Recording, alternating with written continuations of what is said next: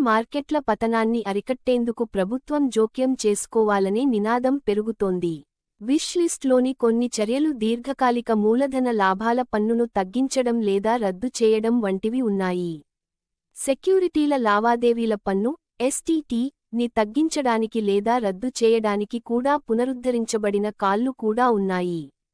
అయితే వారు wait and watch mode లో ఉన్నారని, తక్షణ జోక్యాలను ప్లాన్ చేయడం లేదని ప్రభుత్వ వర్గాలు చెబుతున్నాయి.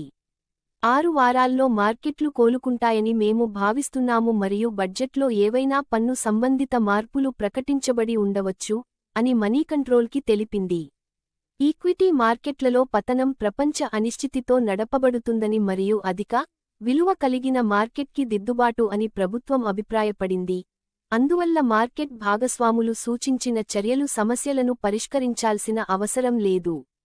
సెక్యూరిటీస్ ట్రాన్సాక్షన్ ట్యాక్స్పై గుర్తింపు పొందిన స్టాక్ ఎక్స్చేంజ్ ద్వారా లావాదేవీలు జరిపిన సెక్యూరిటీల విలువపై భారతదేశంలో చెల్లించాల్సిన పన్ను (ఎస్టీటీ) ఏమైనప్పటికీ తక్కువగా ఉందని వ్యక్తి జోడించారు. దీర్ఘకాలిక మూలధన లాభాల పన్నును తగ్గించడాన్ని ప్రస్తావిస్తూ, ఈక్విటీ మార్కెట్లలో పతనానికి ఎల్టీసీజీ కారణం కానప్పుడు ప్రభుత్వం ఆదాయాలను వదులుకోలేమని అన్నారు.